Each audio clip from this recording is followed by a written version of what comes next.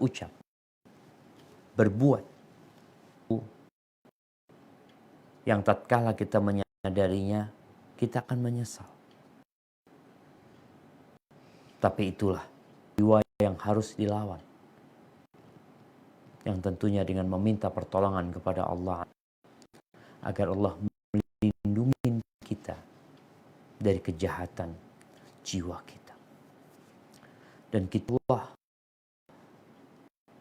dari keburukan amalan-amalan kita. Yang seringkali kita beramal, atau amal itu memang amal keburukan. Yang kalau kita tidak diselamatkan oleh dari dampak buruk amal adalah bencana. Seperti yang kita lihat. Mana terjadi bencana, itu bisa jadi karena efek samping perbuatan. Wa asyhadu an la ilaha illallah wa asyhadu wa rasuluh sallallahu alaihi wa ala alihi wa ashabihi. Saya bersaksi bahwa tiada yang berhak disembah kecuali Allah Jalla baginya, utusan Allah. Dan saya bersaksi semoga salawat bersama untuk beliau adalah utusan Allah. Semoga salawat bersambung untuk beliau.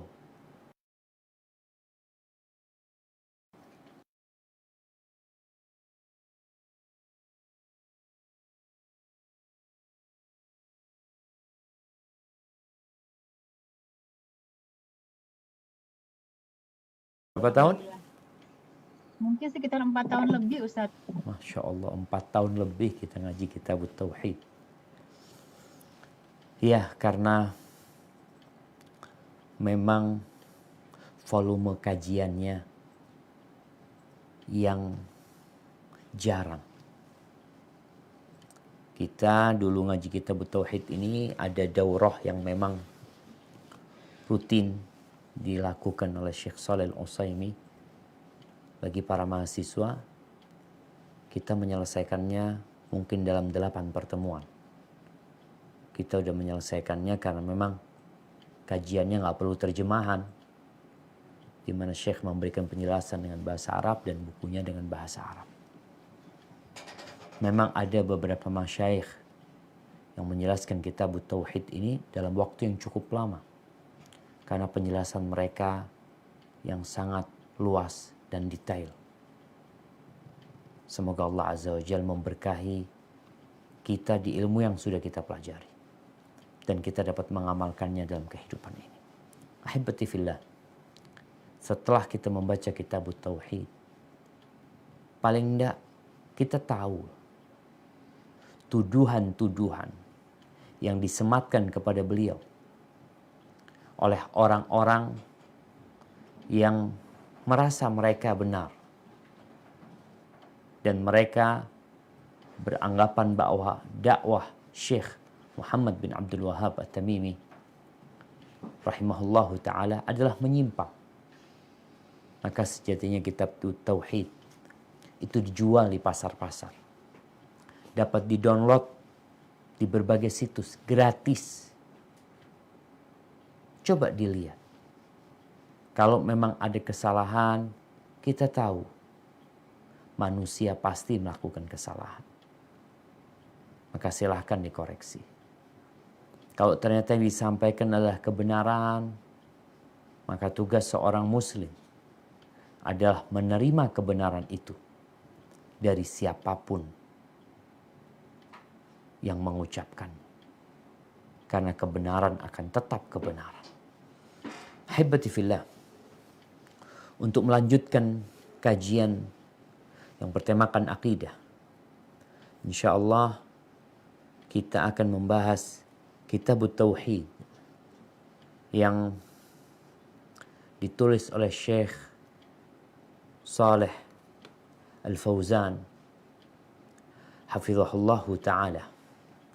Namun yang sampai saat ini kita belum ketemu terjemahannya yang sesuai dengan kitab bahasa Arabnya. Ternyata Syekh Shalih Fauzan menulis beberapa kitab tauhid untuk anak-anak sekolahan. Seperti yang mungkin sudah didapatkan buku terjemahannya, yang judulnya Kitabu Aqidatut Tauhid, Kitabut Tauhid untuk anak SMA.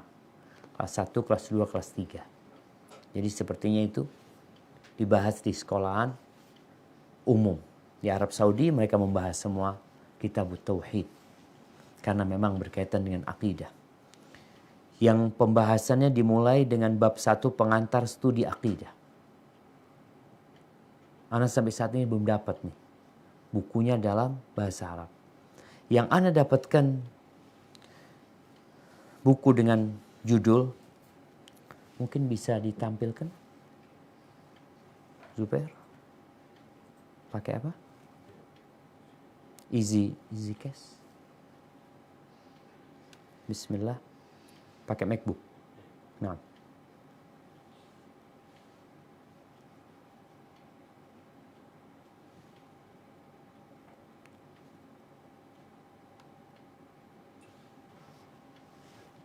Nah. Ini kitab At-Tauhid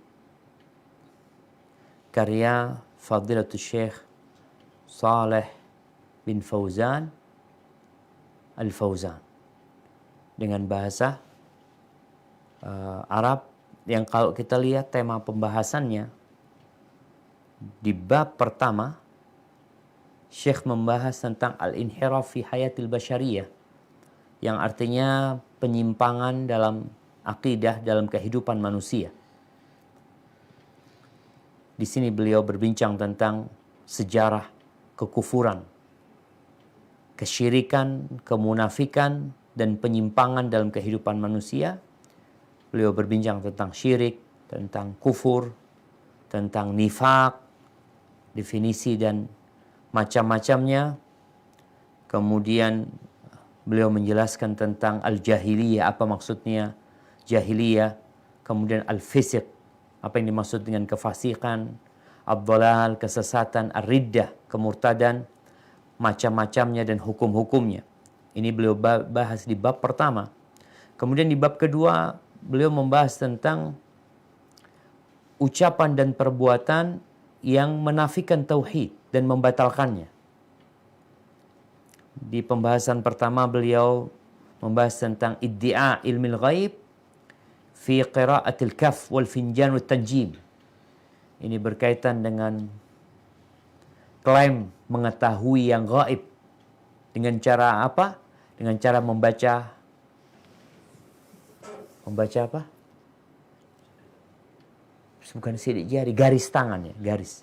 Membaca garis tangan. Ada orang yang dengan membaca garis tangan ya, kita dulu kasih tahu ada garis tangan yang nutup ya, ada yang terbuka, yang katanya dari sini bisa dibaca masa depan manusia. Itu adalah kebohongan. Kemudian membaca finjan. Finjan ini cangkir yang dikasih air, kemudian mungkin dulu ada yang seperti bola gaib ya buat mereka, bola magic sehingga bisa melihat masa depan seseorang, atau ilmu nujum, atau juga berkaitan dengan kartu, ada yang membaca masa depan orang dengan kartu. Kemudian di bab kedua beliau membahas tentang sihir, tentang perdukunan, tentang paranormal. Kalau bicara sihir dan perdukunan ini di Indonesia sudah ada perhimpunan dukun Nusantara ya. Ini sesuatu penyimpangan dalam akidah yang tidak boleh didiamkan, tapi seorang muslim harus berusaha untuk mengajak kepada kebaikan dan mencegah kemungkaran. Kemudian di pembahasan yang ketiga beliau membahas tentang taqdimul qarabin wan nudhur wal hadaya, yaitu bisa dilihat di sini di pembahasan ketiga, taqdimu al-qarabin, yaitu mensuguhkan atau memberikan sesajen kurban, nazar, hadiah-hadiah kepada tempat-tempat ziarah, ke kuburan-kuburan dan mengagungkannya. Kemudian setelah itu beliau membahas tentang mengagungkan, beliau membahas tentang ta'zimut tamathil wan nusub at-tidhkariyah. Ini berkaitan dengan mengagungkan patung-patung pahlawan. Patung-patung yang dibuat sebagai kenangan untuk mengingat perjuangan, biasanya itu banyak ini dibahas. Kemudian dibahas juga tentang al-istihza' bid-din, tentang memperolok-olokkan agama dan menistakan agama dan kehormatan-kehormatannya. Mungkin kita juga melihat seperti ucapan siapa? Abu Janda yang berkaitan dengan Islam arogan, ini termasuk melecehkan agama, dan seperti yang dilakukan oleh Presiden Prancis pada waktu itu, bagaimana mereka menistakan agama dan memperolok Rasul SAW. Kemudian berkaitan dengan berhukum dengan selain yang Allah turunkan. Kemudian pembahasan tentang hak, mengakui hak untuk membuat hukum halal haram.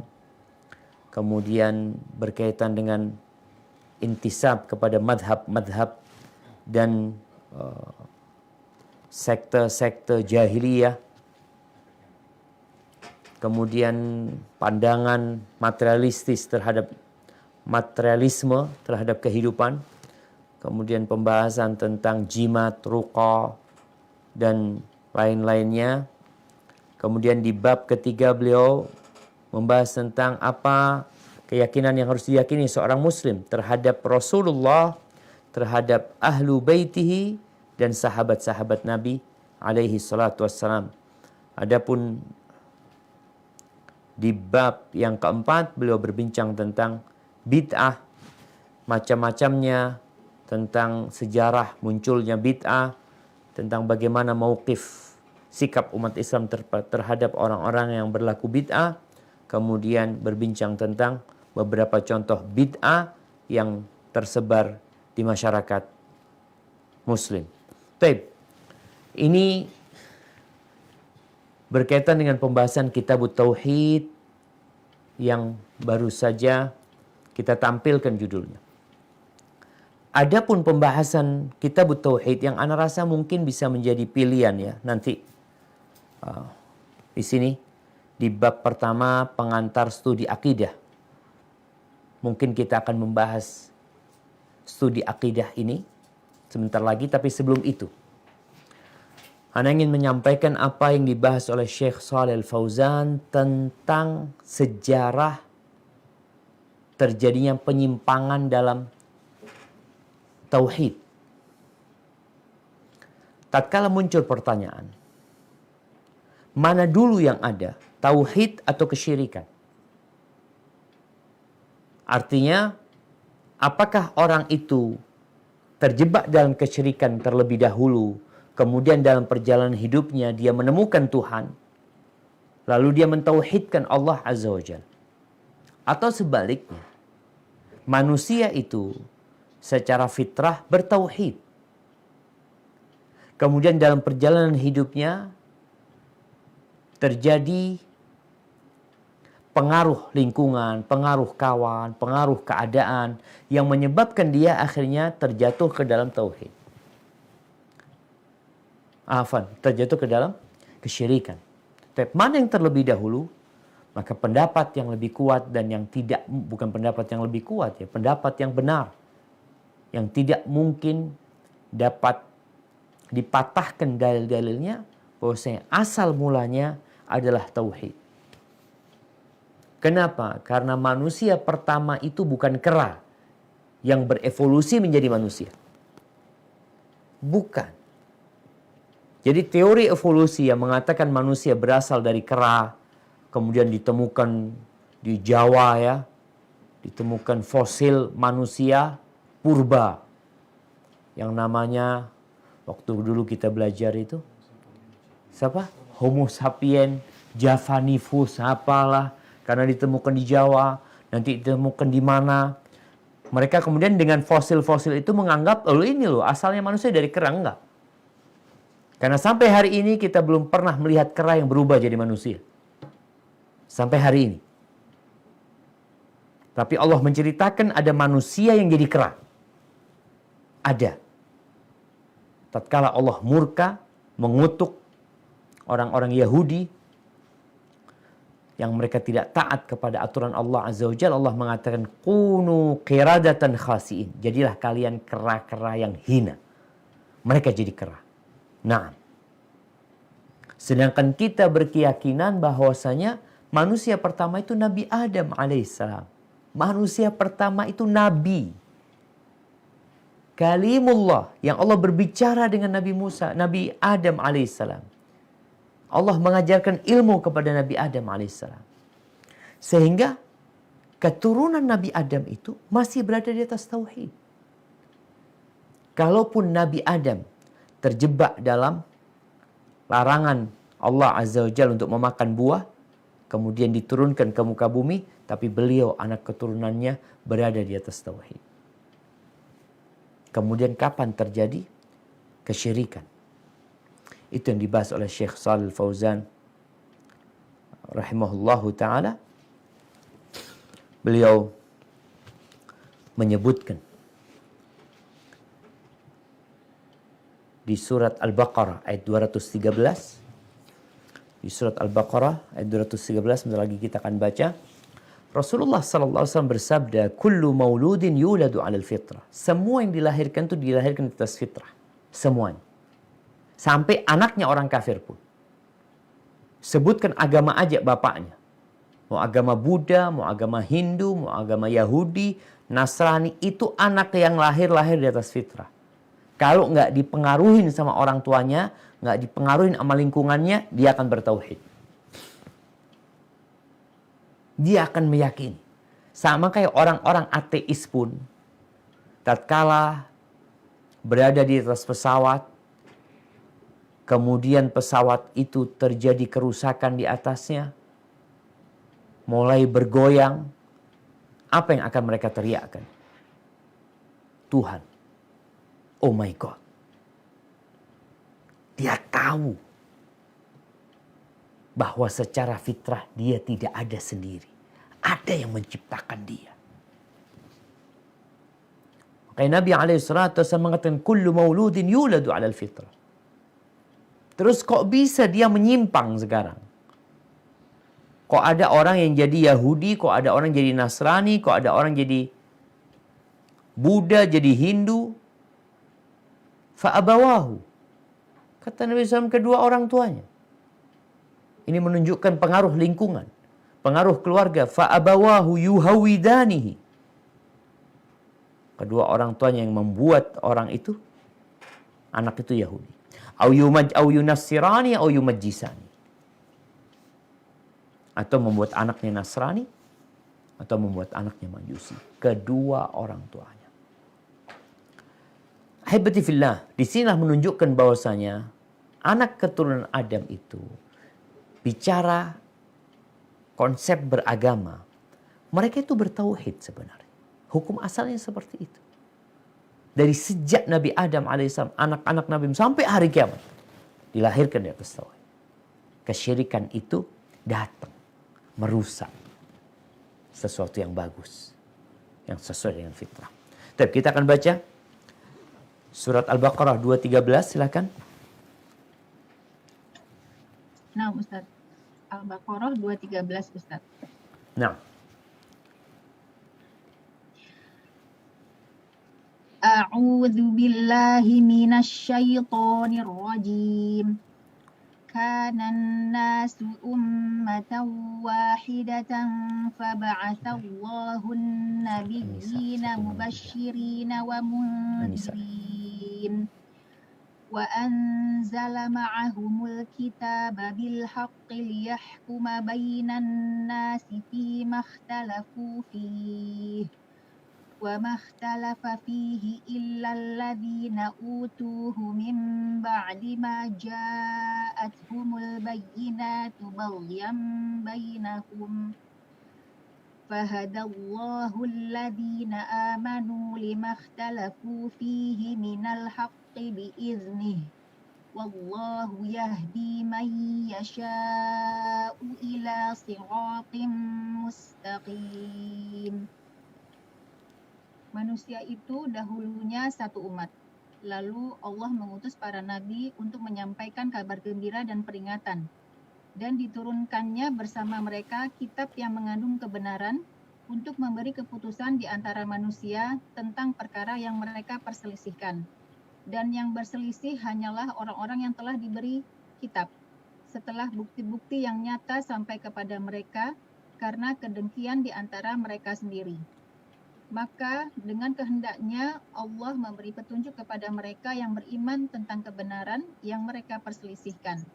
Allah memberi petunjuk kepada siapa yang Dia kehendaki ke jalan yang lurus. Barakallahu fikum. Jadi kanan nas ummatan wahidah. Dulunya manusia itu satu agama. Satu agama. Dulunya mereka satu agama, di atas Islam, di atas tauhid. Kemudian terjadilah perselisihan. Karena terjadi perselisihan, yang orang-orang kemudian bingung. Mana agama yang benar? Apalagi tatkala kesesatan itu didukung oleh penguasa. Sehingga seakan-akan kesesatan itu kebenaran. Ketika itu Allah mengutus para nabi. Jadi para nabi diutus setelah terjadinya perselisihan.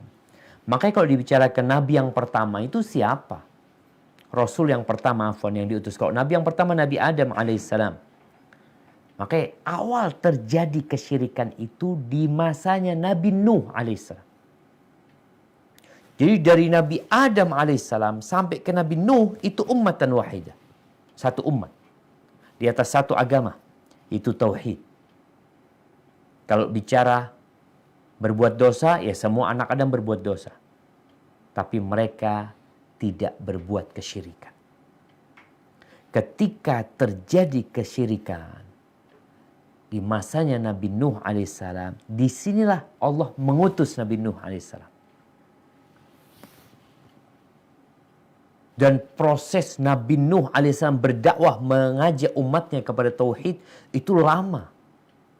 950 tahun beliau berdakwah. Untuk mengembalikan orang-orang kepada tauhid. Tapi ternyata mereka menolak. Akhirnya Allah mengembalikan umat kepada tauhid lagi. Di mana seluruh yang berbuat kesyirikan ditenggelamkan. Semuanya ditenggelamkan bersama berhala-berhala mereka. Tuhan-Tuhan yang mereka sembah. Yang merupakan patung-patung. Dan kebohongan itu ditenggelamkan. Nabi Nuh alaihissalam berada di atas kapal. Mereka adalah orang-orang yang beriman kepada Allah dan mentauhidkannya. Nanti terjadi kesyirikan kembali.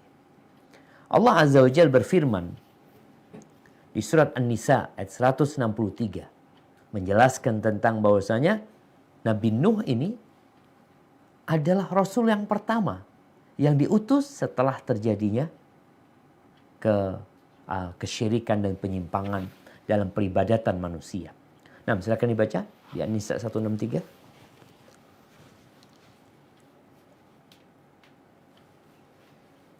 A'udzu billahi minasyaitonir rajim.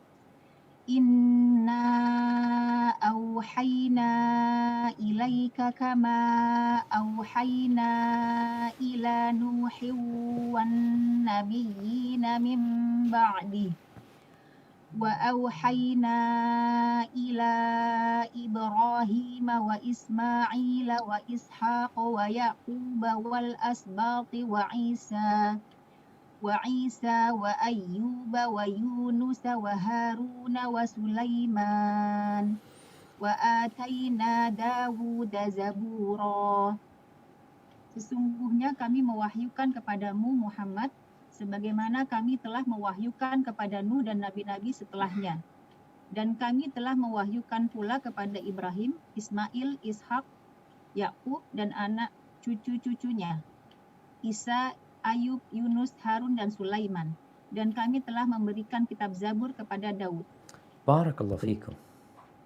Di sini Allah menyebutkan, kami mewahyukan kepadamu sebagaimana kami mewahyukan kepada Nuh dan nabi-nabi setelahnya.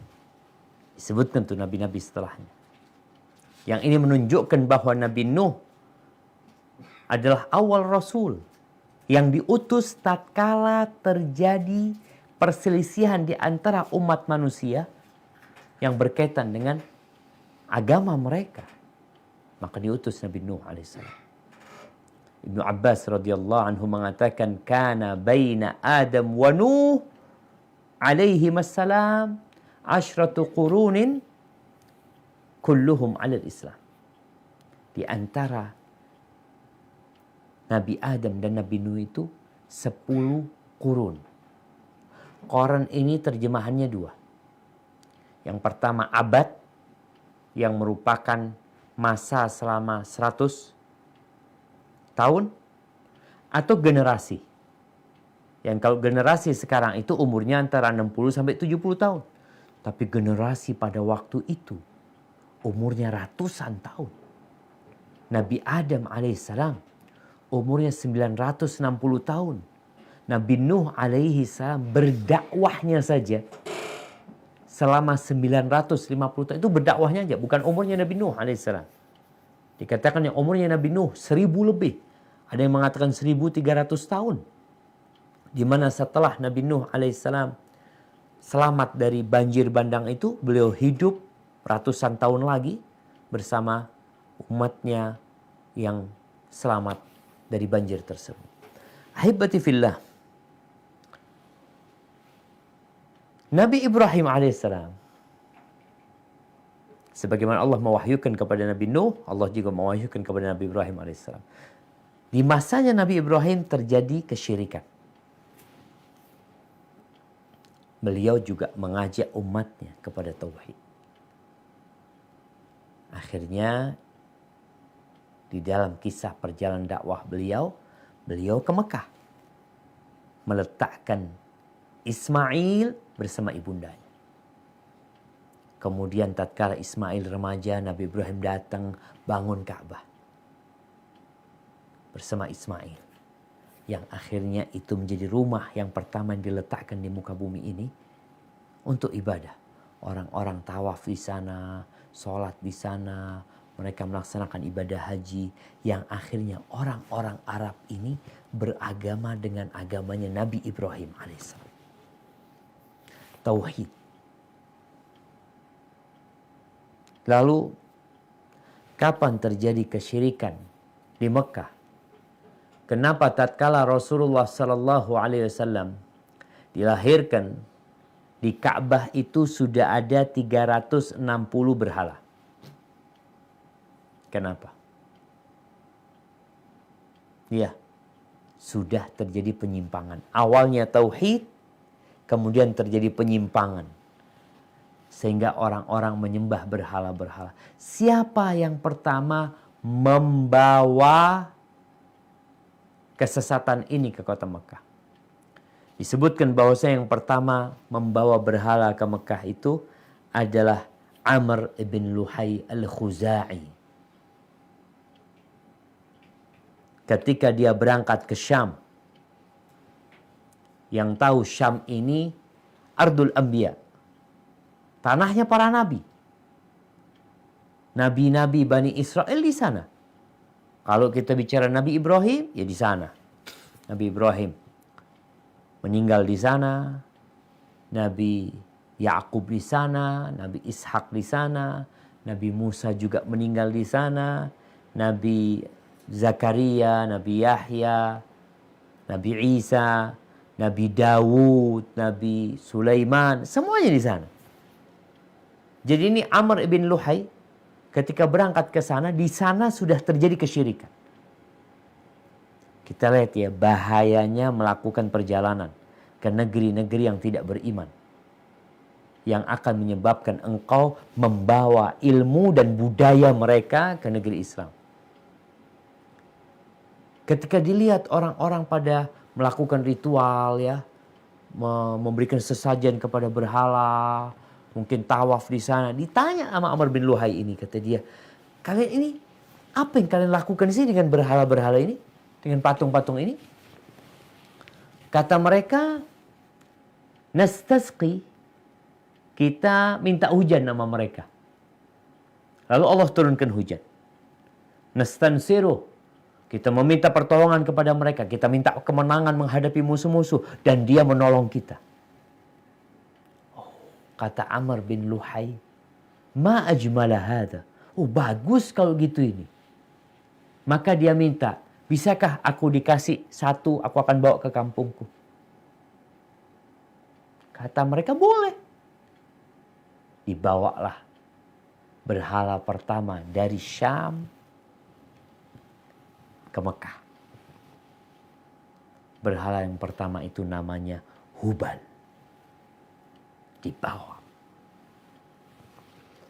Dia mulai berdakwah. Kesesatan itu tersebar karena adanya dakwah dan usaha dari mereka. Dan karena diamnya orang-orang yang berilmu. Mulai dia mendakwahkan. Ini bagus. Ya, yang awal dikatakan bagus. Bagusnya kenapa?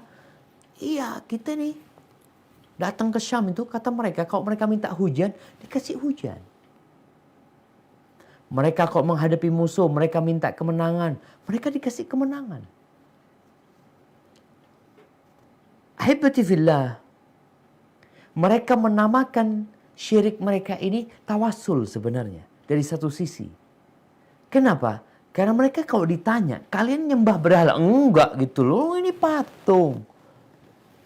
Jadi kita ini hanya sekedar perantara aja sih. Menjadikan berhala-berhala itu perantara.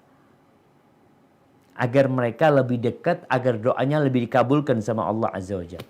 Allah menyebutkan hal ini di surat Az-Zumar ayat 3. Tentang bagaimana orang-orang musyrikin, kemudian yang awalnya Hubal, lalu dikatakan Amr bin Luhai ini ada jin juga yang membisikkan kepada dia. Disampaikan kepada dia bahwasanya ada patung-patungnya. Zamannya Nabi Nuh itu ada di Jeddah. Ketika banjir bandang, ketika banjirnya sudah reda, itu patungnya terdampar. Digali, ditemukan. Maka mulai patung-patung itu dikeluarin jamaah. Setiap qabilah dikasih patung. Kasih berhala. Ada usaha. Ada biaya yang dikeluarkan. Ada kekuasaan yang digunakan. Sehingga kesyirikan itu menyebar. Dan ketika mereka, Khalid bin Walid ya, tatkala diperintahkan untuk menghancurkan Manah kalau nggak salah.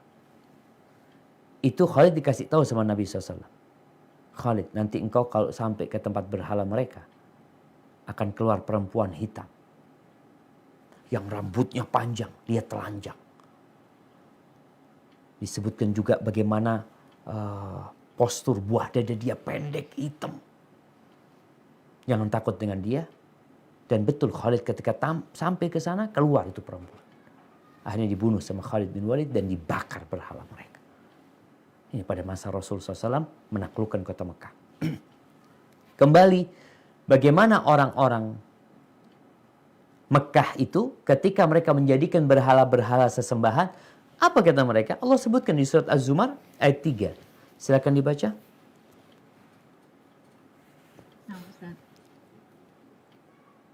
A'udzu billahi minasy syaithanir rajim. Ala lillahid dinul khalis. والذين اتخذوا من دونه أولياء ما نعبدهم إلا ليقربونا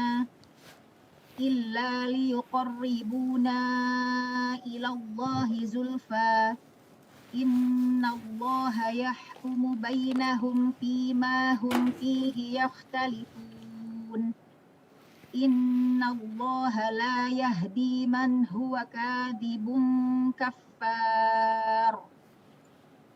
Ingatlah, hanya milik Allah agama yang murni dari syirik.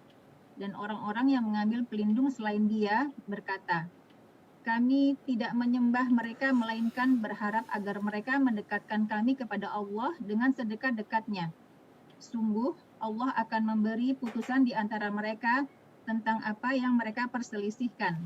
Sungguh Allah tidak memberi petunjuk kepada pendusta dan orang yang sangat ingkar. Barakallahu fikum. Nah, orang-orang mengklaim bahwasanya kita nih ketika beribadah kepada patung-patung, kepada berhala-berhala, mungkin ada yang modelnya pohon, ada yang modelnya pantai, ada yang model mentari, sekedar untuk sarana mendekatkan diri kepada Allah Azza wa Jalla.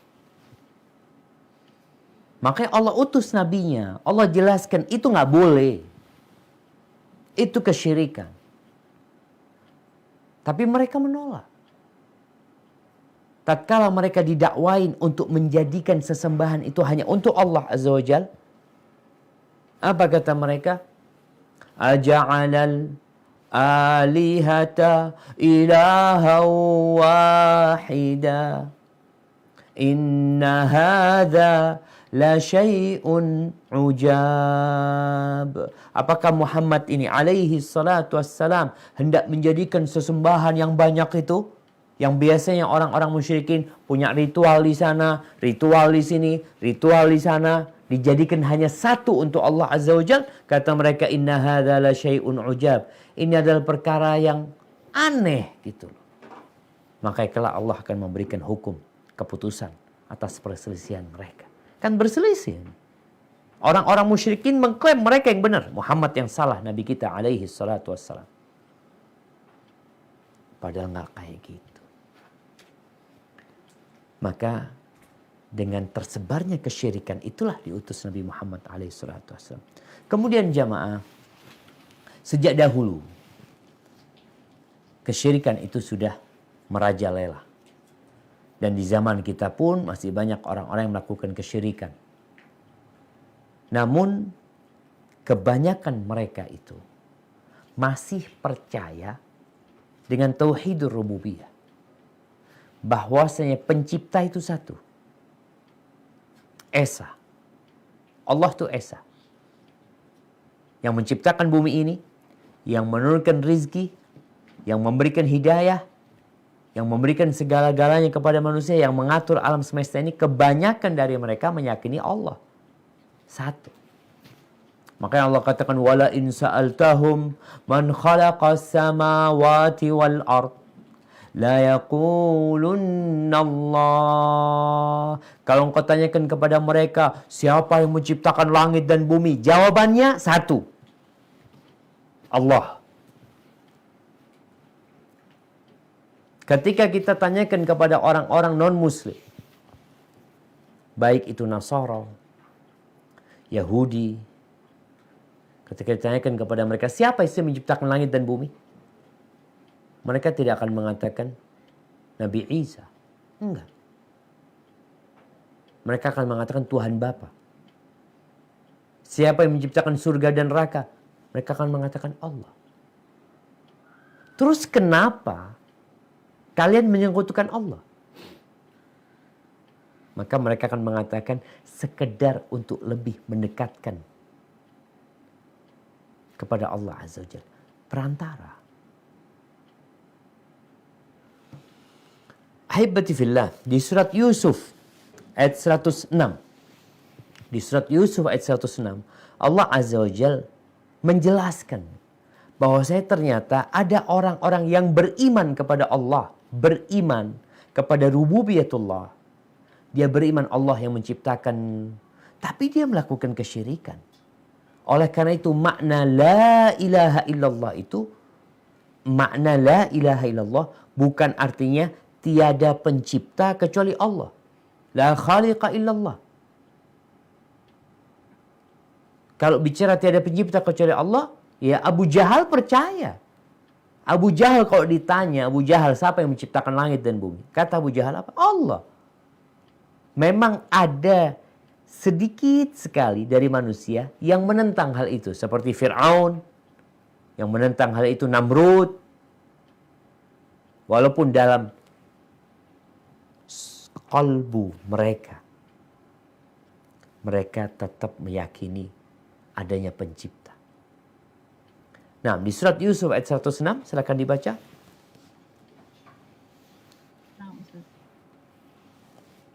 A'udzu billahi minasy syaithanir rajim. Wa ma yu'minu aktsaruhum billahi illa wa hum musyrikun. Dan kebanyakan mereka tidak beriman kepada Allah, bahkan mereka menyekutukannya. Barakallahu fikum. Mungkin terjemahan ini, jangan dipindah dulu. Dan kebanyakan mereka tidak beriman kepada Allah, bahkan mereka mempersekutukannya. Sedangkan tafsirnya disebutkan wa ma yu'minu aktsaruhum illa wa hum musyrikun. Tidaklah kebanyakan mereka beriman kepada Allah kecuali mereka melakukan kesyirikan. Artinya mereka beriman tapi melakukan kesyirikan. Loh, berimannya di mana? Beriman Allah itu pencipta. Maka kalau kita ngelihat peristiwa-peristiwa yang terjadi di kota Mekah umpamanya, bagaimana di situ ada 360 berhala. Tapi kalau mereka lagi susah, tatkala mereka berada di lautan, Allah menceritakan ya, bagaimana ketika orang-orang musyrikin, mereka dalam perjalanan, naik perahu, kemudian waja'ahumul mauj min kulli makan. Datang itu yang namanya ombak dari segala arah. Datang angin topan, badai yang membuat perahu itu akan tenggelam. Apa yang terjadi sama orang-orang musyrikin yang ada di atas kapal tersebut? Kalau tadi kita contohkan apa yang dikatakan oleh orang-orang ateis tatkala pesawat mereka hendak jatuh. Allah contohkan orang-orang musyrikin ketika berada di kapal, mereka lupa sama sesembahan-sesembahan mereka. Mereka lupa sama berhala-berhala mereka. Apa yang mereka lakukan? Da'awullaha mukhlisina lahuddin. Mereka berdoa kepada Allah ikhlas. Murni doanya hanya kepada Allah. Minta supaya diselamatkan. La in anjaytana lanakunanna minasyakirin. Kalau engkau selamatkan kami, kami akan menjadi orang-orang yang bersyukur, yakni mentauhidkanmu. Ketika Allah menyelamatkan mereka, kembali ke daratan, kembali mereka melakukan kesyirikan. Jadi ahibati fillah, kenapa kita perlu belajar tauhid? Perlu mengkaji tauhid, perlu mendalami tauhid. Karena ternyata ada perkara-perkara yang dapat membatalkan tauhid kita. Ada amalan-amalan, ucapan-ucapan yang membuat kita keluar dari agama kita. Kalau kita nggak belajar tauhid ini, kita sholat, alhamdulillah, ana sholat Ustaz, ana puasa di bulan Ramadan, ntar lagi, ana juga berangkat umroh, ana berangkat haji, alhamdulillah, itu ketaatan kepada Allah Azza wa Jalla. Tapi kita juga perlu tahu, apa saja sih yang Allah inginkan dari kita, dan apa yang terlarang. Aturan itu dibuat jamaah, kalau kita melihat, aturan yang ada di jalan rambu-rambu.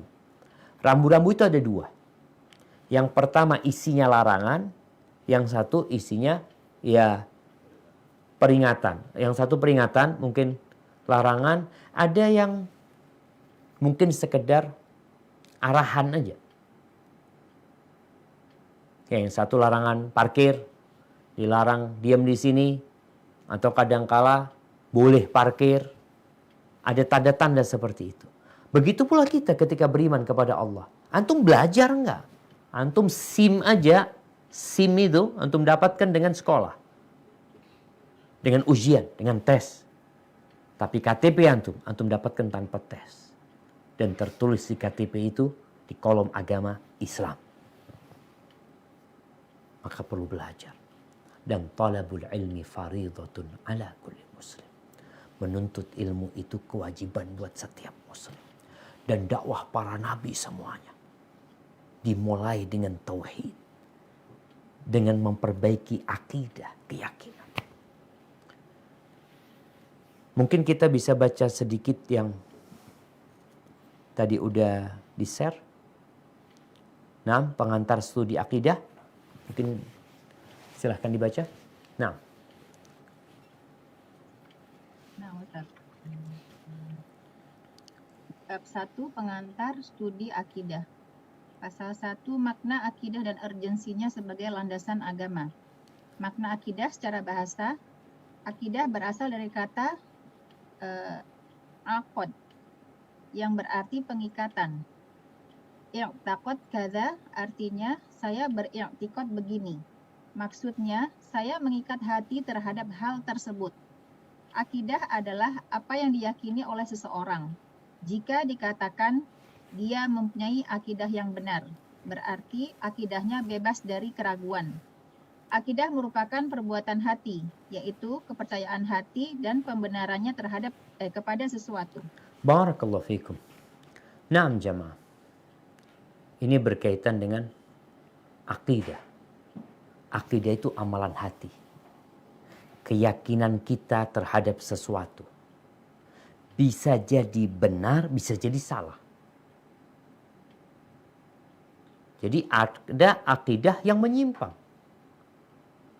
Keyakinan-keyakinan, ada manusia yang meyakini umpamanya kalau hari Rebuh itu atau hari Selasa itu hari yang naas, hari sial. Ini berkaitan dengan keyakinan.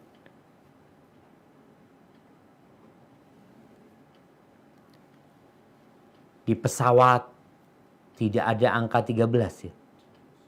13 nggak ada. Di lift. Kadang-kala antum naik lift, dilihat mana lantai 13. Nggak ada. Ini apa Ustaz? Ini keyakinan. Bahwasanya angka itu adalah angka sial. Terus macam-macam lah keyakinan-keyakinan yang tidak benar ini jamaah. Maka kalau bicara akidah, kalau satu keyakinan amalan hati yang memang kalau salah sangat berbahaya. Akan mengantarkan kita ke neraka dan membuat kita melakukan tindakan-tindakan yang secara akal tidak masuk akal. Nggak masuk akal. Tapi namanya keyakinan. Seorang muslim ketika menyembelih kurban, kepalanya dikemanakan? Ada orang motong sapi, kepalanya ditaruh di laut. Buat apa? Ngasih makan ikan. Kayaknya enggak lah. Inilah keyakinan. Ada keyakinan di sana. Muslim ketika berkurban, potong sapi, potong kambing, itu seluruh anggota tubuh kambing sapi itu boleh dimakan. Dibagikan kepada fakir miskin. Kenapa? La yanalallaha luhumuha wala dima'uha. Karena keyakinan muslim, darahnya itu nggak sampai ke Allah. Dagingnya itu nggak sampai kepada Allah. Terus yang nyampe apanya Ustaz? Walakin yanaluhu taqwa minkum. Yang sampai kepada Allah, ketakwaan kalian. Nih, di sini. Takwa itu di sini. Ini bicara akidah. Jadi ada orang kalau sudah akidahnya nggak benar, maka kita akan lihat tindakan-tindakan dia nggak benar. Tapi secara syar'i makna akidah? Makna akidah secara syar'i, akidah adalah iman kepada Allah, para malaikatnya, kitab-kitabnya, para rasulnya, hari akhir, dan qadar yang baik ataupun yang buruk. Hal ini disebut juga sebagai rukun iman. Barakallahu fikum. Jadi kalau bicara akidah seorang muslim itu, apa sih yang dia yakini sebenarnya? Ya, ada rukun iman. Kalau kita bicara Islam, lebih kepada amalan. Salat, amalan, kelihatan. Syahadat, ya juga ucapan yang diucapkan oleh lisan. Kemudian kalau bicara puasa, ya amalan. Zakat, ngeluarkan duit. Haji, ya berangkat. Tapi kalau bicara akidah secara syar'i, maka antu'mina billah, engkau beriman kepada Allah, wa malaikatihi, wa kutubihi, wa rusulihi, wal yaumil akhir wa tu'mina bil qadari khairihi wa syarrihi. Itu yang disebut akidah seorang muslim. Jadi meyakini hal itu. Beriman kepada Allah ini tentunya ada konsekuensinya. Beriman kepada rububiyatullah, Allah sebagai pencipta. Allah memiliki nama-nama yang indah, sifat-sifat yang mulia. Allah yang tahu yang gaib, yang lain nggak tahu. Kemudian beriman kalau Allah yang berhak disembah. Kemudian nanti beriman kepada malaikat-malaikat Allah. Siapa sih malaikat Allah itu? Mereka adalah makhluk yang tercipta dari cahaya. Yang mereka memiliki sayap. Yang mereka indah. Mereka tidak makan, tidak minum. Mereka melaksanakan perintah Allah dan tidak pernah berbuat maksiat. Ada yang detail nantinya. Itu berkaitan dengan keimanan kepada malaikat. Nah, dilanjutkan. Syariat terbagi menjadi dua, yaitu i'tiqodiyah dan amaliyah. I'tiqodiyah adalah hal-hal yang tidak berhubungan dengan tata cara amal. Misalnya, i'tiqod kepercayaan terhadap rububiyah Allah dan kewajiban beribadah kepadanya, juga beriktikad terhadap rukun-rukun iman yang lain. Hal ini disebut asliyah atau pokok agama. Amaliyah adalah segala apa yang berhubungan dengan tata cara amal.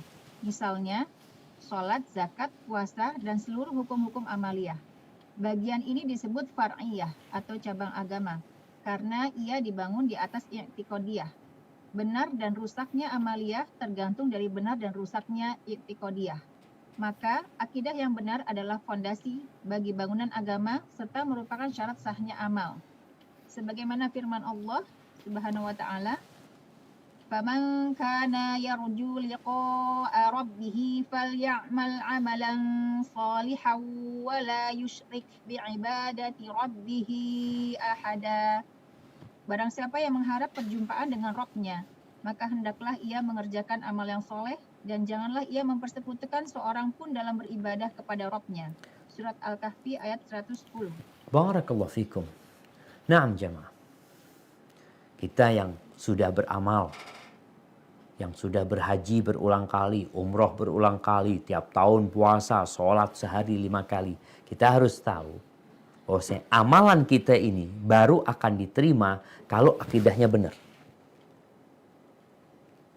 Kalau tidak benar, di situ terjadi kesyirikan atau keyakinan yang bertentangan dengan Al-Quran dan Sunnah, akan menyebabkan amalan dia sia-sia.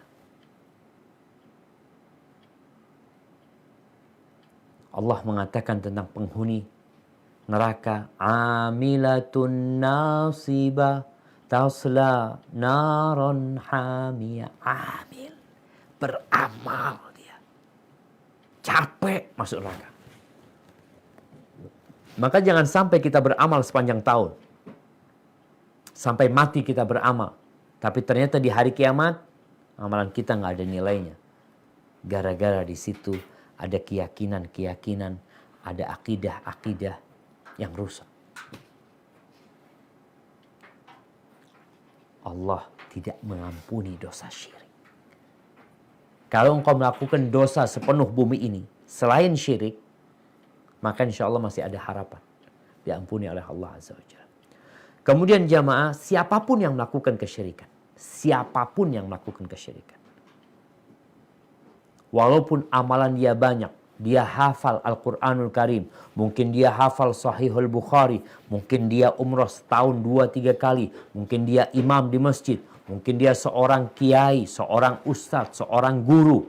Yang melakukan kesyirikan, maka nggak akan diterima amalannya oleh Allah Azza wa Jalla. Apalagi yang kayak kita, yang orang-orang biasa. Allah berfirman di surat Az-Zumar yang disebutkan di sini, silakan dibaca.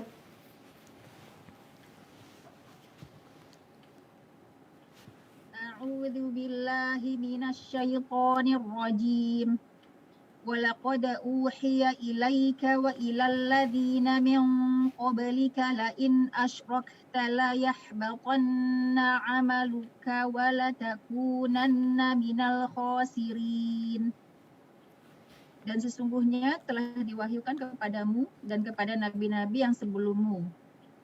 Persekutukan Allah niscaya akan hapuslah kamu dan tentulah kamu termasuk orang-orang yang merugi. Az-Zumar ayat 65. Subhanallah, bayangkan ini disampaikan kepada Nabi Muhammad SAW.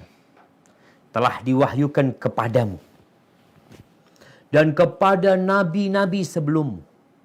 Ini menunjukkan bahwasanya akidah tauhid ini sama dari sejak Nabi Adam alaihissalam, Nabi Nuh alaihissalam sampai Nabi kita Muhammad alaihissalam. Nggak ada yang berubah. Telah diwahyukan kepadamu dan kepada nabi-nabi sebelummu. La in asyrakta, kalau engkau melakukan kesyirikan, la yahbatanna amalu, amalanmu gugur dan engkau akan jadi orang yang merugi. Ya sangat rugi sekali. Ketika capek beramal, tahu-tahu amalannya tidak diterima. Nah, dilanjutkan.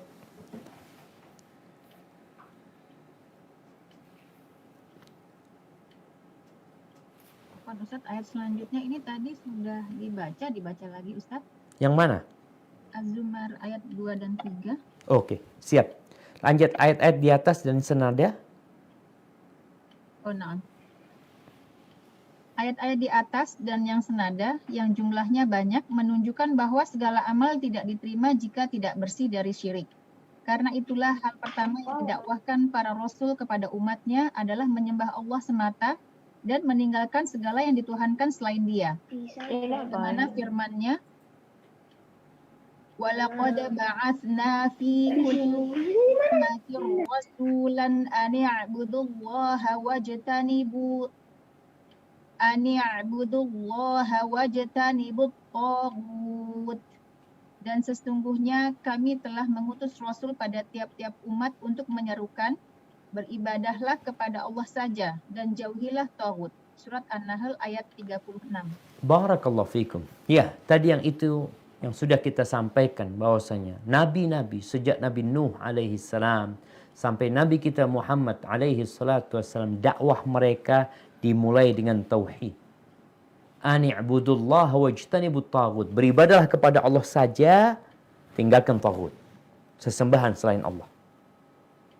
Jadi bukan engkau beribadahlah kepada Allah dan silahkan beribadah kepada yang lainnya. Bukan seperti itu. Makna la ilaha illallah itu adalah menafikan segala sesembahan yang ada. La ilaha illallah, kecuali Allah.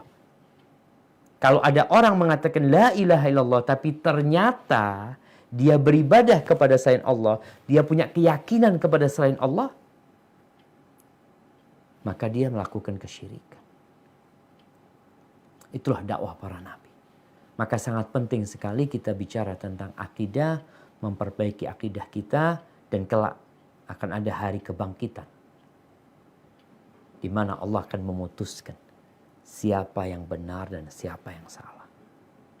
Di muka bumi ini kita melihat orang-orang ateis merasa benar. Orang-orang Buddha, orang-orang Hindu, orang-orang Nasrani, Yahudi, mereka merasa benar dengan keyakinan mereka. Allah turunkan Al-Quran untuk memastikan mana yang benar dan mana yang salah. Dan kelak pada hari kiamat, Allah akan putuskan bahwa ternyata satu-satunya agama yang diterima Allah, inna dina indallah al-Islam. Hanya agama Islam. Dan Muslim pun ternyata masih bisa terjebak dalam kesyirikan dan kekufuran. Kenapa kita belajar walaupun kita sudah Islam, walaupun kita sudah bertauhid, agar kita selamat dari berbagai hal yang merusak akidah kita.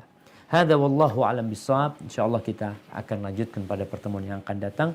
Semoga Allah memberikan petunjuknya kepada kita agar kita hidup di atas agama ini sampai ajal menjemput kita. Hadza wallahu alam bisawab. Mungkin kita masuk ke sesi tanya jawab. Anda persilahkan. Ya, Ustaz. Pertanyaan pertama, Ustaz. Nah. Assalamualaikum, Ustaz. Waalaikumsalam warahmatullahi wabarakatuh. Saya seorang akhwat, qadarullah pernah bertaaruf dengan seorang ikhwan.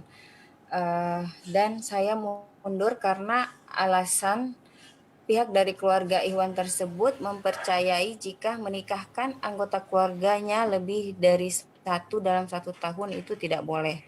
Saya mundur karena saya takut menghancurkan prinsip tauhid saya sendiri terhadap Allah untuk mempercayai sesuatu yang dalilnya dalam Al-Quran dan Sunnah.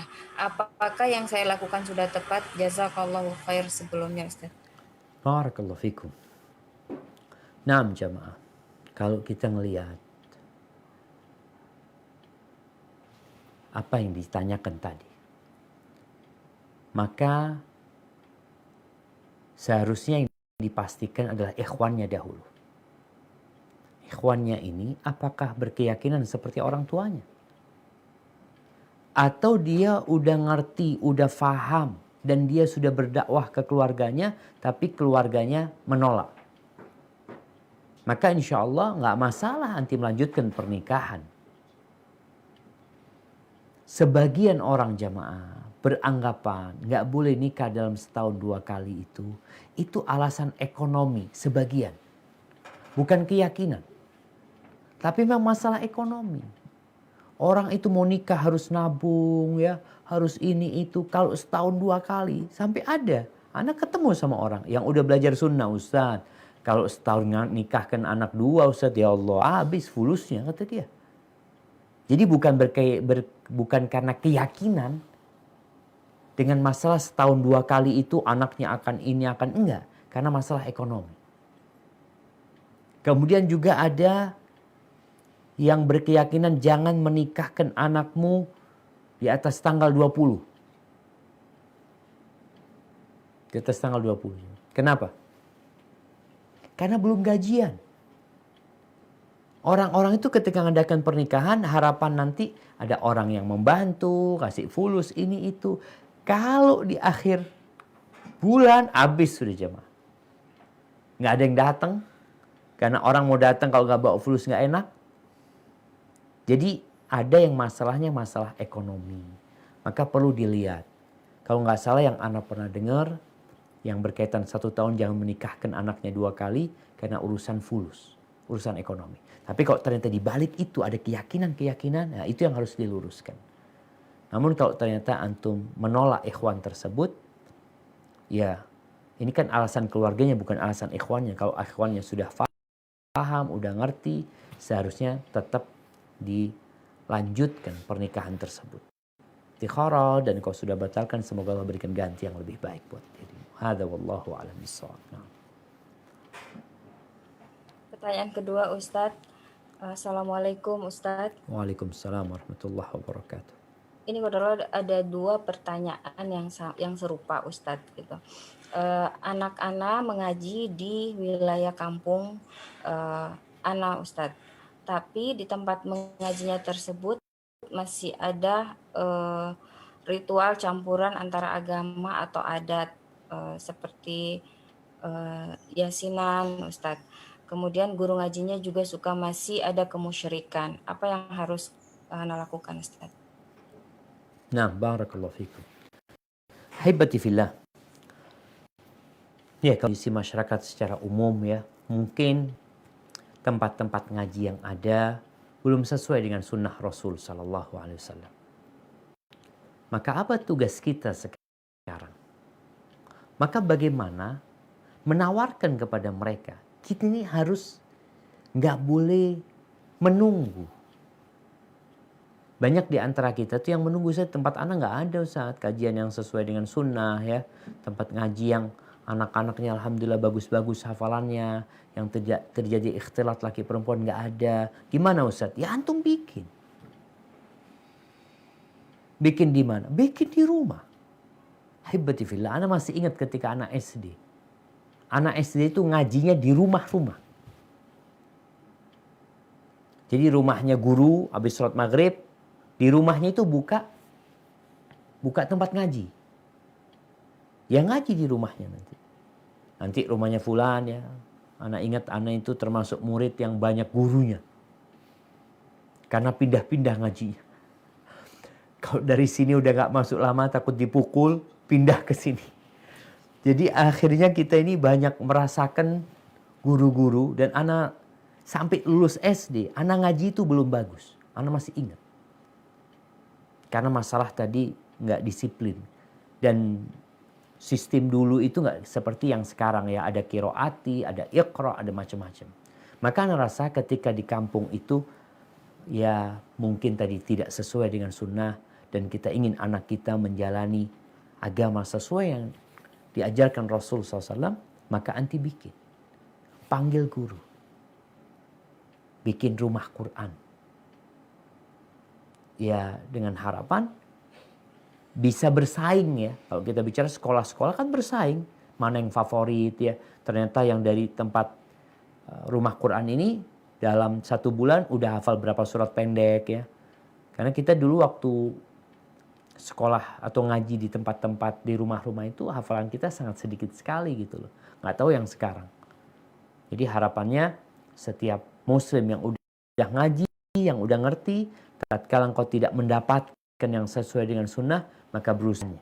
Jadilah engkau lentera yang menerangi. Bukan yang ikut mendapatkan cahaya lentera tersebut. Tapi menjadi lenteranya. Hadza wallahu a'lam bishawab. Pertanyaan ketiga, Ustadz, ini juga 2 pertanyaan yang karena serupa, kami gabung menjadi 1. Ustadz izin bertanya, bagaimana cara menyikapi lingkungan yang sudah tahu syirik kecil, tapi terkadang secara tidak sadar masih melakukannya, seperti mempercayai primbon, zodiak, atau menentukan hari dan tanggal baik untuk pernikahan. Allahu Akbar jemaah. Ya. Bicara zodiak ini jemaah. Yang ana heran. Manusia yang katanya sudah canggih ya. Sudah sampai ke bulan. Yang katanya sudah pakai handphone di tangannya. Masih percaya sama zodiak. Ana membaca salah satu tulisan ya. Ini orang udah tobat. Dia dulu menulis masalah zodiak di majalah. Dia mengatakan yang ana tulis itu karangan ana semuanya. Dia ngarang. Ngarang nanti yang masalah cinta, masalah rezeki, masalah ini itu. Karangan semuanya. Bicara primbon juga karangan sebenarnya. Terus kenapa kita percaya? Padahal kita tahu. La ya'lamu man fis samawati wal ardil ghaib illallah. Nggak ada yang tahu di langit dan di bumi tentang yang gaib itu kecuali Allah Jalla Jalla. Terus apa sikap kita tatkala kita hidup di masyarakat seperti itu? Balighu anni walau ayat, sampaikan dari aku walaupun 1 ayat. Perlahan-lahan kita sampaikan kepada mereka. Tatkala mereka berkata tentang ya umpamanya ada hari baik, ada hari buruk. Disampaikan, betul. Kalau bicara hari itu sebenarnya ada hari baik, hari buruk. Hari buruk itu tatkala kita berbuat dosa di dalam. Itu hari buruk buat kita. Tatkala kita bermaksiat kepada Allah Azza wa Jalla, itu hari buruk buat kita. Tapi harinya sebenarnya semua Allah ciptakan sama. Yang satu lebih utama. Kita bicara ada Lailatul Qadar, hari yang terindah sepanjang tahun. Malam yang terindah afwan. Ada awal 10 Dzulhijjah. Ada hari puasa Arafah. Ada hari puasa. Kita sampaikan nih hari-harinya seperti ini dalam agama kita.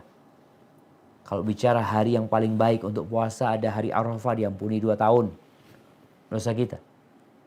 Maka usahakan memberikan ganti kepada masyarakat tentang konsep hari baik itu sebenarnya. Dan hari buruk itu sekali lagi adalah hari tatkala kita berbuat dosa di dalamnya. Kemudian di masa Nabi SAW ada juga, masa jahiliyah itu ada juga keyakinan kepada hari ada, kepada bulan ada, kepada si angka-angka itu ada, kesialan dengan ini dan itu ada semuanya. Terus apa yang dilakukan Nabi SAW? Mengenalkan kepada masyarakat Allah Azza wa Jalla. Mengajak kepada mereka untuk memahami Allah itu ala kulli syai'in qadir. Allah itu ar-razzaq. Allah itu dzul quwwatil matin. Allah itu al-alim, al-hakim, al-aziz, al-ghafur, ar-rahim. Sampaikan kepada mereka tentang Allah Azza wa Jalla. Sebelum kita bicara tentang tradisi mereka, tentang keyakinan-keyakinan mereka, kita sampaikan tentang Allah. Setelah itu kita fahamkan kepada mereka. Bahwasanya apa yang kita yakini berkaitan dengan hari baik dan buruk itu, coba apakah memang Allah menjadikannya seperti itu? Kalau iya, kita taati. Bicara zodiak, apakah benar orang yang lahir di antara bulan apa kalau Sagittarius, di antara bulan apa November sampai ke Desember atau apa yang lahir itu, apakah memang masa itu orang yang diciptakan itu bersifat seperti itu? Apakah Allah menjelaskan? Enggak ada. Terus secara medis enggak ada, Ustaz. Terus percaya sama siapa? Percaya dengan kebohongan. Itu masalahnya. Maka kita tetap berdakwah, kita ajak mereka. Dan jangan putus asa. Antum akan dicaci maki, antum akan dihina. Tapi antum laksanakan tugas antum dengan baik. Insya Allah. Allah berikan petunjuk kepada mereka. Hadza wallahu a'lam bishawab. Pertanyaan selanjutnya dari peserta Zoom Ustadz, dari Ukhti Sarah. Assalamualaikum Ustadz. Waalaikumsalam warahmatullahi wabarakatuh. Bagaimana melawan bisikan-bisikan syaiton seperti jika kejatuhan cicak adalah firasat mau ada keluarga yang meninggal atau firasat-firasat lainnya? Jazakallahu khair. Barakallahu fikum. Naam. Kata Nabi alaihi salatu wassalam, ma minna, yang gak ada orang dari kita kadang-kala perasaan itu ada. Datang tuh perasaan itu. Apalagi ini sebuah keyakinan yang tersebar di masyarakat. Kalau menimpa kita, kadang-kala datang tuh perasaan itu.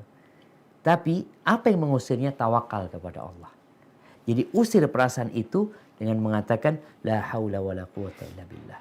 Hasbunallah wa ni'mal wakil. Ana serahkan semua kepada Allah Azza wa Jalla. Seharusnya ketika antum kejatuhan cicak, tangkap tuh cicak. Bunuh tuh cicak. Dapat pahala antum. Ini yang harus dilakukan. Selain tadi kita tawakal ya. Subhanallah jemaah ya. Kalau ada kejatuhan cicak, terus kadang-kala mata kita goyang ya. Bergetar mata kita itu. Apa kata mereka? Kedutan ya. Ada yang ngerasani katanya. Ada apa? Jadi ada banyak keyakinan di masyarakat jemaah.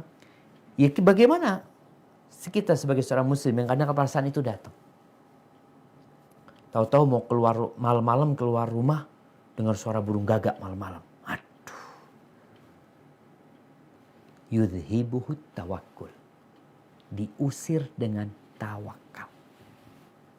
Jadi perasaan itu yang datang kepada kita tatkala kita yakin semuanya takdir ditentukan oleh Allah Azza wa Jalla. Nggak ada hubungannya sama cecek, sama buaya, sama macan. Nggak ada. Tapi Allah yang menentukannya, lalu kita serahkan kepada Allah SWT. Kalau bicara meninggal, antum sudah lihat. Apakah ketika keluarga antum meninggal itu, gara-gara ada cicak yang jatuh? Cicak jatuh, meninggal. Ya enggak lah coba.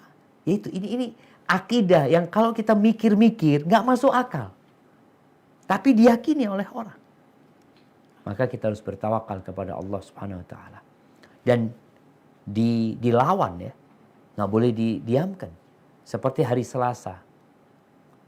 Masih banyak masyarakat yang percaya hari Selasa itu hari sial.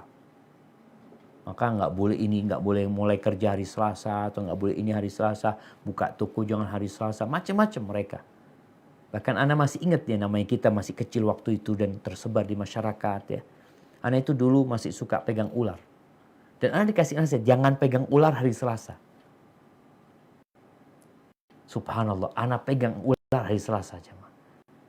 Biasanya Ana gigit, tangan Ana yang digigit. Hari Selasa itu Ana pegang ular, yang digigit itu kuping Ana. Sama ular. Sampai berdarah-darah. Ya namanya, ini gara-gara hari Selasa Ana pegang ular gitu. Ini keyakinan yang memang harus diperbaiki di masyarakat. Karena kalau enggak tadi orang ketika dikasih tahu terus. Kebohongan itu ketika diulang-ulang, disampaikan berulang-ulang. Dan kita dengar berulang-ulang menjadi sebuah keyakinan. Padahal itu dusta. Bohong. Kalaupun itu terjadi, iya karena memang Allah menentukannya. Bukan karena hari Selasanya. Dan juga tadi, kalau mamanya betul setelah cicak jatuh, Ana dapat telepon Ustaz. keponakanmu meninggal dunia. Allah Akbar. Berarti benar nih kalau cicak datang nih. Ada yang meninggal dunia. Itu harus dilawan dengan bertawakal kepada Allah Azza wa Jalla. Barakallahu fikum. Nah. Pertanyaan selanjutnya Ustaz. Assalamualaikum Ustaz. Waalaikumsalam warahmatullahi wabarakatuh. Amalan akan diterima jika akidah seseorang sudah benar. Bagaimana jika ada seseorang yang akidahnya belum benar, namun dia adalah seorang yang penyayang dengan sesama, banyak membantu saudara dan teman yang kesulitan? Apakah amalannya ada kemungkinan bisa tidak diterima? Boleh nggak terlalu liberal ini? Barakallahu fikum. Naam jamaah. Orang yang beriman dan orang yang tidak beriman, orang yang akidahnya benar dan orang yang akidahnya menyimpang, Allah Azza wa Jalla mensyaratkan man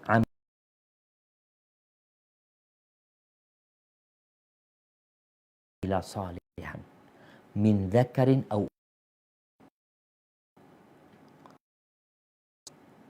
Soal ini bisa jadi kepada wa huwa mu'minun, dalam kondisi dia beriman, akidahnya benar. Falanuhyiyannahu hayatan thayyibah, yang akan berikan kepada dia penghidupan yang baik. Walanajziyannahum ajrahum bi ahsani ma kanu. Dalam kehidupan dunia Allah akan berikan kebaikan kepada dia di kuburan, di akhirat, dan kami akan berikan balasan atas amal mereka dengan yang lebih baik daripada apa yang mereka kerjakan. Gimana? Tidaknya nggak benar. Dan dia beramal baik. Dia suka membantu orang lain. Allah tidak menzalimin jemaah. Maka Allah katakan, "Man kana yuridul hayatad dunya nuwaffi ilaihim a'malahum fiha wa hum fiha la yubkhasun." Barang siapa yang menginginkan dalam amalan dia itu adalah dunia. Ada orang beramal soleh hanya ingin pujian, sanjungan, dia suka membantu orang lain karena dia suka dikatakan fulan baik ini itu ya. Apa kata Allah? Akan kami berikan balasan kepada dia di dunia dan mereka tidak akan dirugikan di dunia. Full Allah kasihkan pahala. Engkau membantu orang lain, engkau menyantuni orang lain, engkau bangun jalan buat orang banyak, bersodakoh. Kadang kalau sodakohnya pun triliunan, Allah akan kasih balasan di dunia.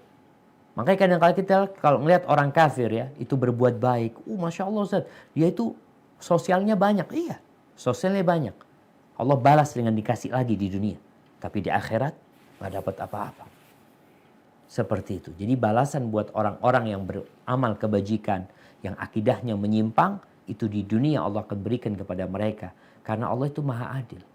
Tapi di akhirat, ulaika alladzina laysa lahum fil akhirati illa an-nar. Di akhirat neraka. Karena yang Allah pinta itu nggak banyak kepada kita. Allah hanya meminta kepada kita untuk mentauhidkannya, mengesakannya dan tidak menyekutukannya dengan sesuatu apapun. Maka Allah berikan neraka kepada mereka. Na'udzubillahi minan nar. Hadza wallahu a'lam bissawab.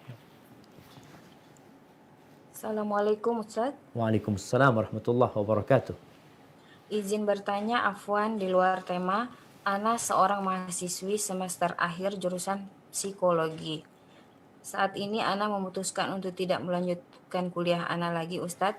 Ana ingin belajar ilmu syar'i lebih dalam lagi dan dekat dengan sunnah. Akan tetapi setelah Ana memberitahu pada ibu Ana, ibu bilang kalau kajian Ana salah Ustadz. Ana bilang seorang anak yang tidak bisa Ana dibilang seorang anak yang tidak bisa membahagiakan orang tua. Ibu Ana mungkin malu Ustadz karena Ana tidak bisa menjadi seorang sarjana. Apakah Ana berdosa Ustadz dan apa yang harus Ana perbuat terhadap ibu Ana? Jazakallahu khair. Barakallahu fiik. Wa fiik wa barak. Nah jemaah. Orang tua itu ingin anaknya bahagia dan ingin dibahagiakan oleh anaknya.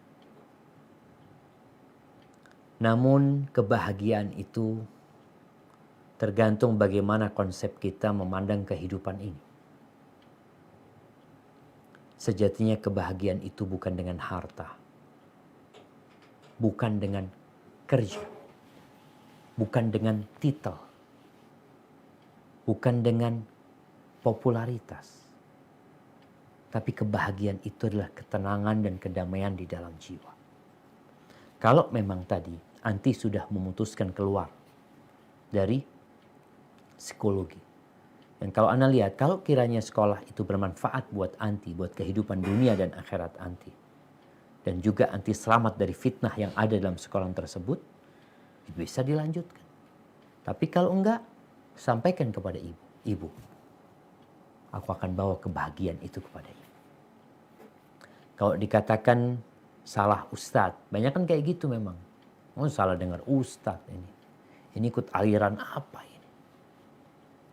Maka bagaimana sekarang anti membuktikan kepada ibu bahwasanya anti nggak salah ustadz? Sampaikan ustadz ana ini memerintahkan ana untuk berbakti kepada ibu 3 kali di atas bapak. Maka bagaimana anti berkhidmat kepada ibu? Anti umpamanya tidak bisa melanjut, tidak bisa dapat jadi sarjana ya. Karena kalau bicara orang itu kan malu kalau anaknya nggak S1 ya. Dulu anaknya nggak lulus SMA malu. Tapi sekarang kadang-kala S1 pun malu karena anaknya nganggur nggak kerja walaupun sudah S1. Maka sekarang tunjukkan kepada ibu kalau anti bisa berbakti sama ibu. Anti berusaha mungkin bisa kerja online, apapun yang bisa dikerjakan untuk membahagiakan ibu.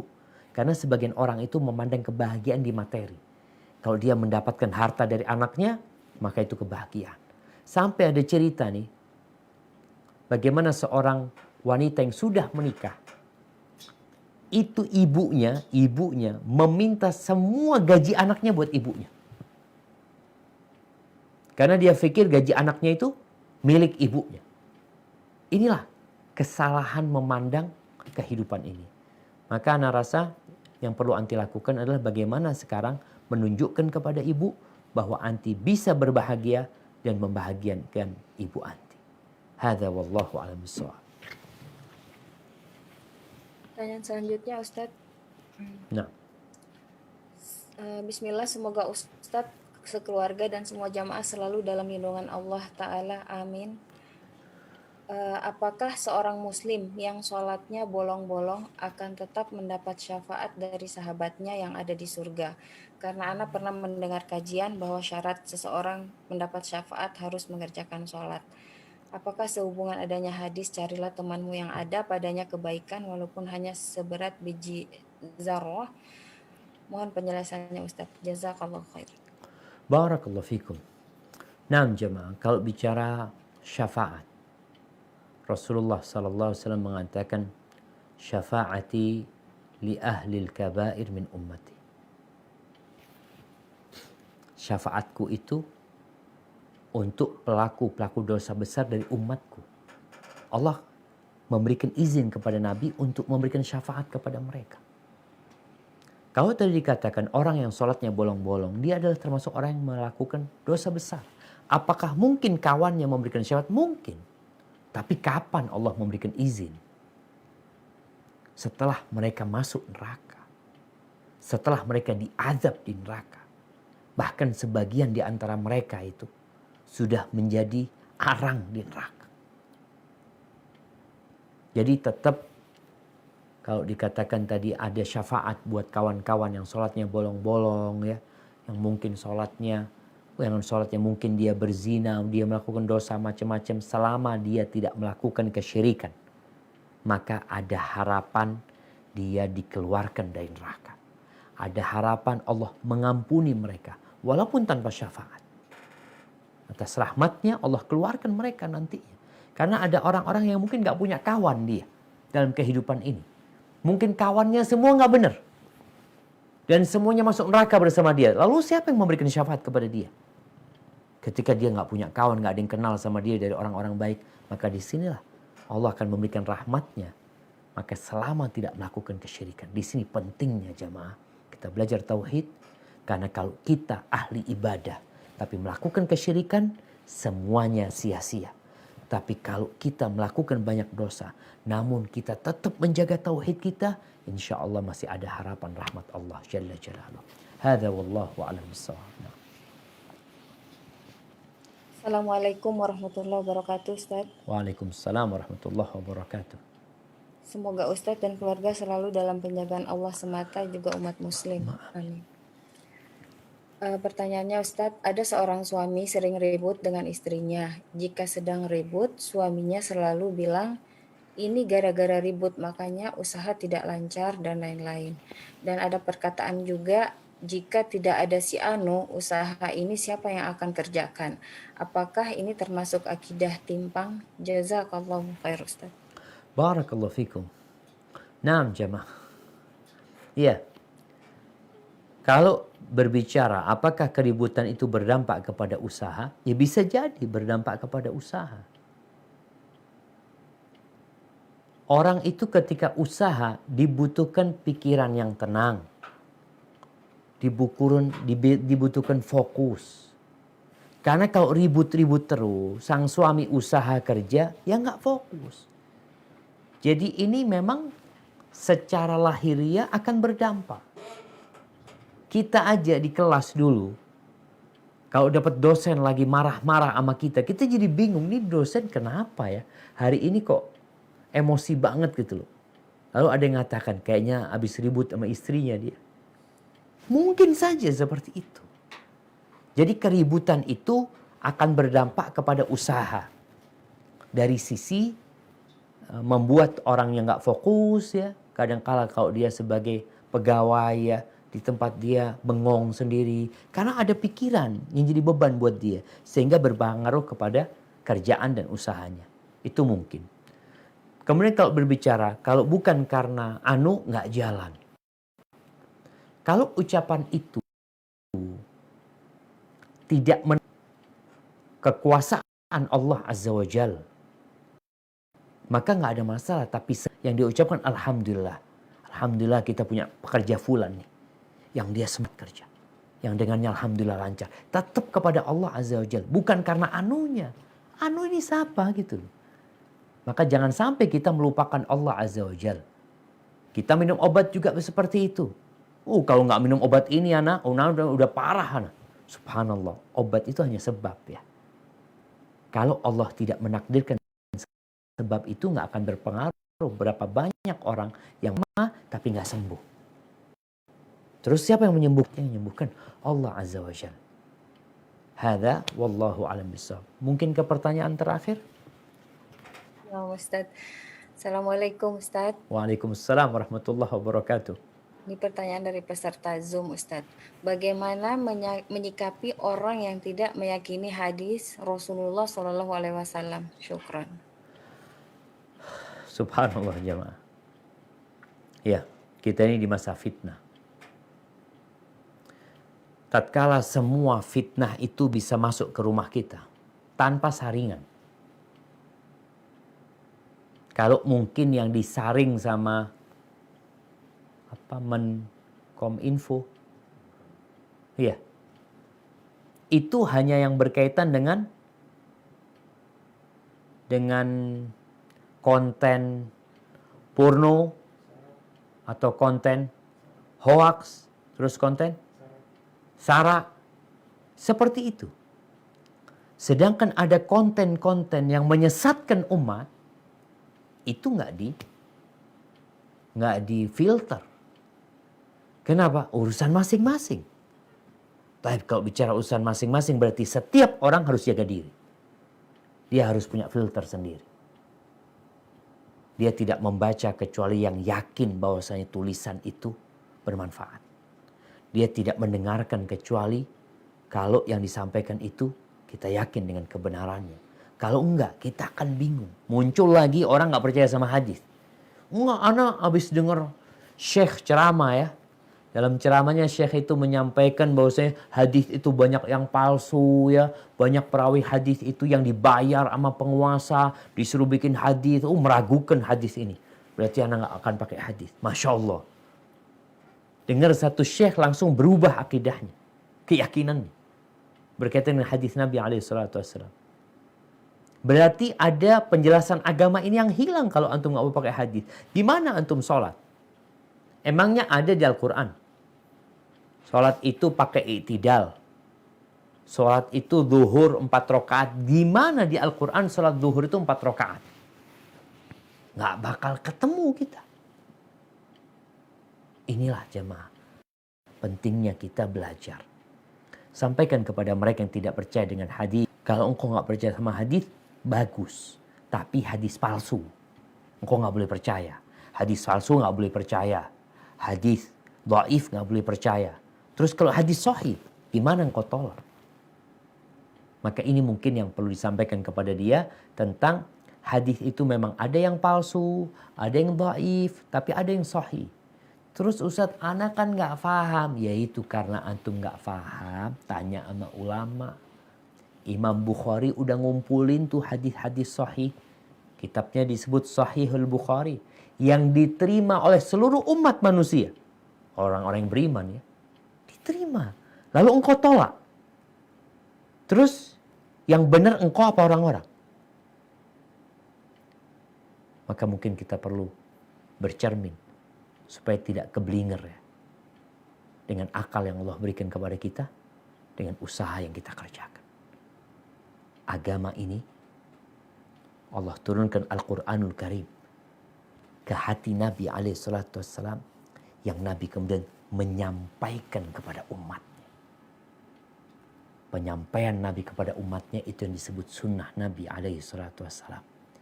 Yang kita diperintahkan untuk mencontoh Nabi SAW. Hadza wallahu a'lam bishawab. Itu yang bisa Anda sampaikan pada kesempatan kali ini. Kurang lebihnya mohon maaf. Subhanakallahumma wa bihamdika asyhadu an la ilaha illa anta astaghfiruka wa atubu ilaik. Wassalamualaikum warahmatullahi wabarakatuh.